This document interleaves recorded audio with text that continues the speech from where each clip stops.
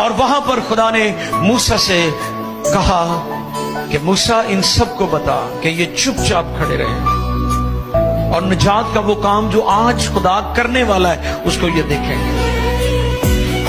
और उसने लाठी बढ़ाई, पानी जो है वो दीवारों की सूरत में खड़ा हो गया, इस तरफ और इस तरफ, और दरमियान में रास्ता बन गया। और वो रुका रहा जब तक बनी इस्राएल उसमें से गुजर न गए। ये क्या है? ये अजीब काम है। हालेलुया। और ऐसे अजीब कामों से बाइबल भरी हुई है।